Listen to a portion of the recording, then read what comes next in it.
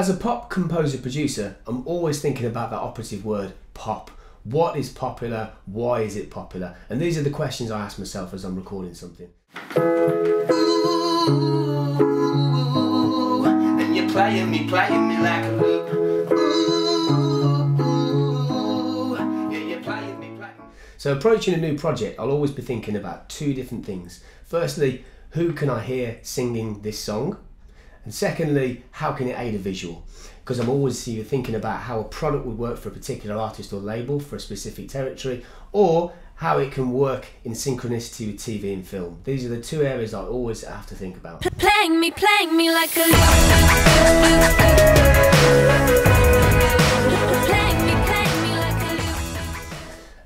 I work with a range of people, whether it be writers, engineers, producers, publishers, labels, artists.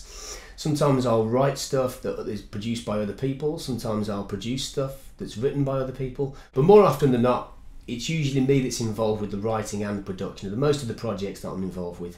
Now, the other thing to think about is that it's so easy to think that whilst I'm sat here in Birmingham in the UK that I could be thinking about the UK top 40, but the reality is I'm thinking there's a big wide world out there, and I always think about how a song can be placed for a specific territory. So I do so much research into social factors, political factors, cultural research into different territories, so that when I hear a song I can say, right, this might work for the Far East, and these are the reasons as to why it might work. Sometimes I might hear a track and say, do you know what, that could work for the German market for these specific reasons. So we'll remix it in a particular fashion.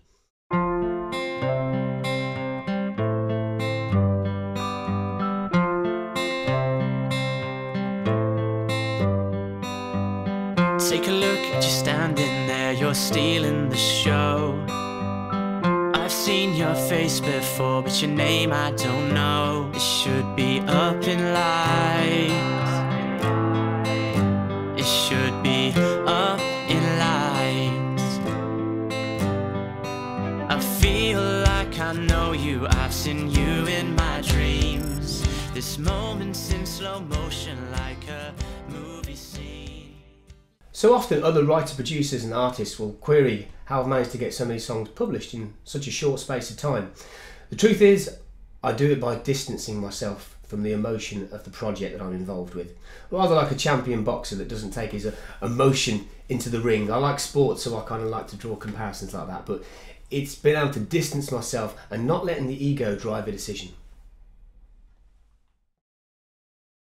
What motivates me? Okay, that question has evolved somewhat in the same way that I have throughout my career. I spent 13 years as a recording artist, and throughout that time I wrote a lot of rubbish songs and I learned from them, and I've produced stuff that I'm not particularly proud of, but I've failed forward, if you like, or I like to think that I have. So there came a point around about 5 years ago in my career where I questioned how much I was enjoying the life as a touring musician, and I came off the road and I assessed what I do and evolved to the point where I kind of moved to the other side of the glass and started working as a writer, producer for other people, and I've found more success that way, and I'm also a lot happier and a lot more comfortable. So now I know that this is my forte and this is where I want to succeed.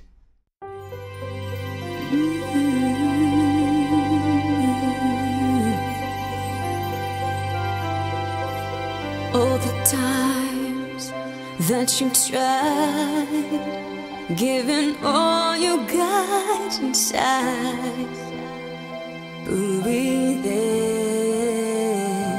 like a champion. Maybe none but the brave get the chance in life to save the feeling to be champion.